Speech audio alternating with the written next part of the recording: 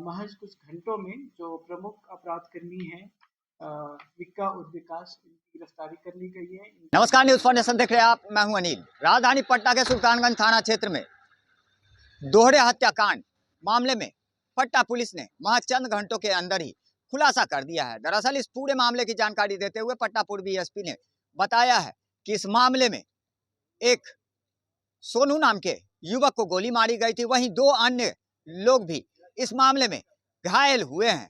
दरअसल घायल युवक सोनू की मौत घटनास्थल पर ही हो गई थी, वहीं दो लोग अभी भी पीएमसीएच में इलाजरत हैं। ऐसे में देखा जाए तो इस गोलीकांड मामले में कुल 3 लोगों को गोली लगी थी, जिसमें एक युवक मौत के घाट उतार दिया गया था। वहीं देखा जाए तो 10 खोखा पटना पुलिस को इस पूरे मामले में बरामद हुआ है। वहीं इस पूरे मामले का उद्भेदन करते हुए पटना पूर्वी एसपी परिचय कुमार ने बताया कि इस मामले में संलिप्त 2 लोगों को गिरफ्तार किया है। आइए सीधे सुनवाते इस पूरे मामले को लेकर क्या कुछ कह रहे हैं पटना पूर्वी एसपी परिचय कुमार।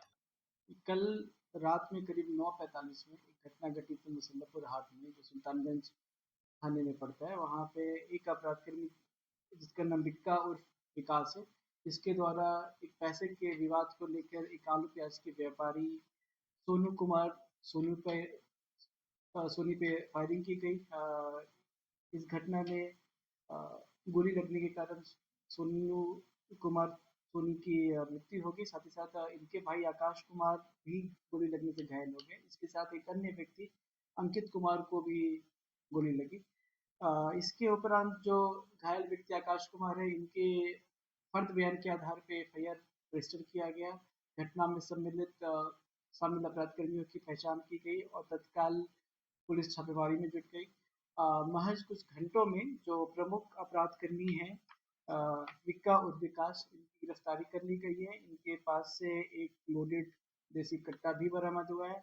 साथ में इनके एक सहयोगी सोनू कुमार जो एनआईटी मोड़ के रहने वाले हैं, उनको भी गिरफ्तार किया गया है। इसके साथ 3 अन्य अपराधकर्मियों की भी पहचान हुई है, जिसकी गिरफ्तारी के लिए अभी हम छापेमारी कर रहे हैं। इसके अलावा घटना में इस्तेमाल हुआ एक और हथियार जो अभी तक के इन्वेस्टिगेशन में निकल के आ रहा है कि विक्का और विकास कुमार के सहयोगी के पास है, उसकी भी बरामदगी के लिए हम प्रयासरत है।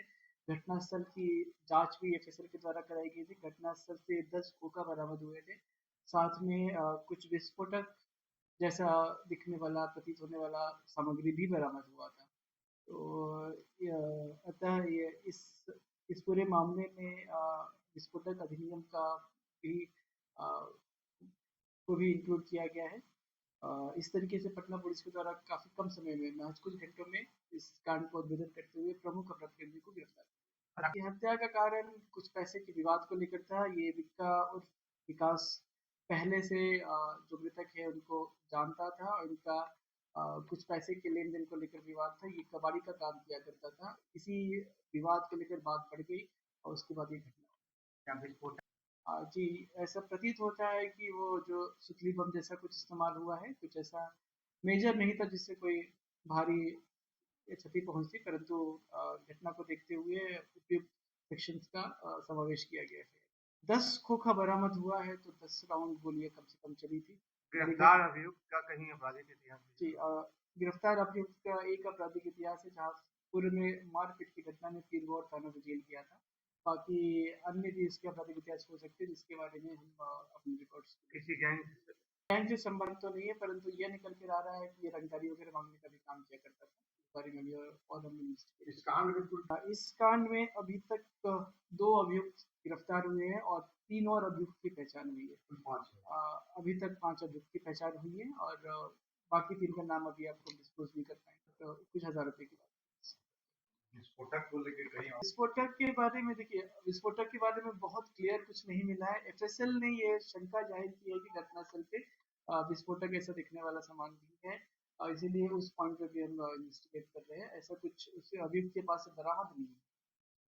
बरामद कट्टा का भी कट्टा का ये खोखा घटनास्थल से हमें नहीं मिला है, ना ही बुलेट मिला है, परंतु ये संभव है कि इस्तेमाल किए हुए हथियार के अलावा इसका इस्तेमाल भी डराने धमकाने के लिए किया गया।